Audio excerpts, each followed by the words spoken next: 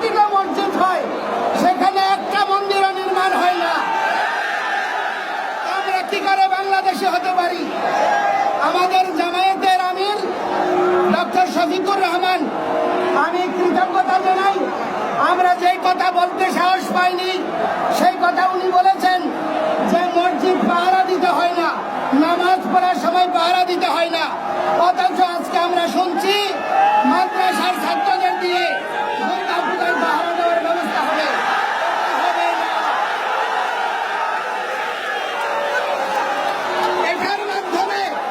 এটার মাধ্যমে মাননীয় ধর্ম উপদেষ্টা বিশ্ববাসীর কাছে বাংলাদেশের হিন্দুদের বাস্তব চিত্র তুলে ধরেছে যে এই দেশে হিন্দুরা কত বিপন্ন হলে অপরাপর ধর্ম বিশ্বাসের মানুষকে পাহারা দিয়ে তাদের অস্তিত্ব রক্ষা করতে হয়। সেই জন্য আমরা এই ধরনের কোন প্রচেষ্টার সঙ্গে সহমত পোষণ করি না। আমরা যারা আমাদের এই সাম্প্রদায়িক নিপীড়নে যে সমস্ত রাজনৈতিক দল পাশে এসে দাঁড়িয়েছে, আমরা তাদেরকে কৃতজ্ঞতা জানাই। কিন্তু এটাও বলতে চাই, এই ধরনের ব্যবস্থায় আমরা ওই বিড়ালের কাছে মুরগি পোষা হয়ে থাকতে চাই না। আমরা বলতে চাই, আজকে স্বাধীনতার পর থেকে আমাদেরকে দুর্গা পূজায় 500 কেজি করে চাল দিচ্ছে, খয়রাতির চাল। আমরা কি ভিক্ষুক?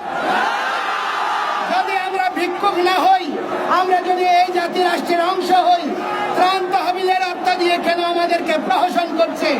কেন হিন্দু ধর্মীয় ফাউন্ডেশন হচ্ছে না? রাজনৈতিক দলগুলি তাদের মদত পুষ্ট কিছু দালাল তৈরি করার জন্য কল্যাণ ট্রাস্টের ট্রাস্টি বানিয়ে কিছু হিন্দু লিডারের মাথা কিনে নিয়ে তাদেরকে দিয়ে হিন্দুদের বিরুদ্ধে বক্তব্য দেওয়া হচ্ছে। এই ধরনের প্রবণতার বিরুদ্ধে আমরা সনাতনীরা সবাই একসাথে লড়ব। আমরা কোন বিদেশি রাষ্ট্রের কোন বিদেশি প্রভুর সহযোগিতা চাই না। অতীতে যেমন সাধু সন্তরা আত্মবলিদান করেছে, আমরা আত্মবলিদান করব, কিন্তু এই ভূমি ত্যাগ করব না।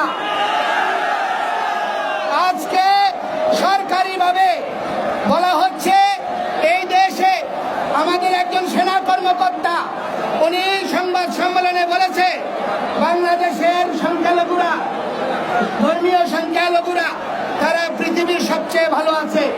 ভালো থাকার একটা প্রমাণ দেই, এই বাংলাদেশে এনিমি প্রপার্টি আইনের মাধ্যমে সরকারিভাবে বিএস কোটিয়ানে উল্লেখ রয়েছে এই দেশের মানুষের নাম, আর তার বর্তমান স্থিতি হচ্ছে হালসাং ভারত। তাহলে সরকার স্বীকার করে নিয়েছে এই দেশের মানুষ পালিয়ে ভারত চলে গিয়েছে।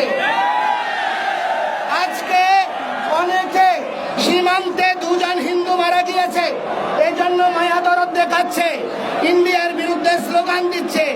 তো আমি বলতে চাই, তারা কেন সীমান্তে গিয়েছে আগে ওইটা খুঁজে নিন। তারা কেন বিএসএফ এর গুলিতে মরতে গিয়েছে? কারণ এখানে বেঁচে থাকা তাদের জন্য একটা জীবন মৃত্যুর প্রহসন ছাড়ার কিছুই নয়। এই পরিস্থিতি কোনোভাবে আমরা মেনে নিতে পারি না। একটা জিনিস মনে রাখবেন, বাংলাদেশের মানুষকে আজকে আপনারা রোহিঙ্গাদেরকে সংরক্ষণ করছেন। বাংলাদেশের মানুষ তাদের পাশে দাঁড়িয়েছে, মানবতায় বিশ্বাস করে বলে আমরা পুন্ডরিক ধাম থেকেও প্রতিটি মঠ মন্দির থেকে ত্রাণ নিয়ে রোহিঙ্গাদের পাশে দাঁড়িয়েছি। কিন্তু বাংলাদেশ থেকে যেই সমস্ত হিন্দুরা ইন্ডিয়ায় সহ বিভিন্ন দেশে আশ্রয় নিয়েছে, আজ পর্যন্ত কোন সরকার তাদেরকে ফিরিয়ে আনার প্রচেষ্টা করে নাই। এটা থেকে প্রমাণ হয় সব ভাইয়েরা এক ভাই, তারা সবাই চাই আমরা এখানে থাকি না। সেজন্য আমি বলতে চাই, এই ধরনের প্রহসন বন্ধ করুন।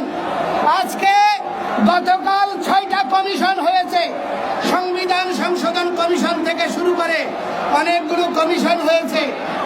সেই কমিশনে যদি সংবিধান সংশোধন করতে হয়, সেখানে অবশ্যই আমাদের সনাতনীদের সর্বগ্রহণযোগ্য প্রতিনিধি থাকতে হবে,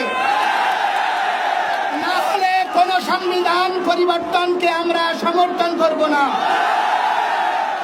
আমাদের নিয়ে দেবোত্তর সম্পত্তি আইন নিয়ে 13 সাল থেকে প্রহসন হচ্ছে, আজ পর্যন্ত থেমে নাই।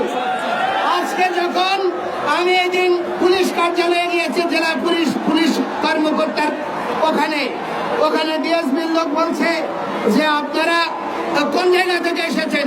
আমি বলছি ফুলবাড়িগ্রাম থেকে। ও আপনারা জায়গা দখল করেছেন, আমার ধর্মের জায়গা, দেবতার জায়গা।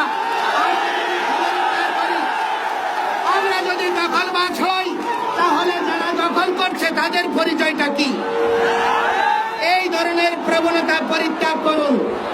আমি এই চট্টগ্রামের কৃতি সন্তান ডক্টর মোহাম্মদ ইউনূসের কাছে অনুরোধ করব, আজকে চট্টগ্রামবাসী জেগে উঠেছে, তারা আর ঘুমিয়ে নাই। আপনি যদি এই চট্টগ্রামে শান্তি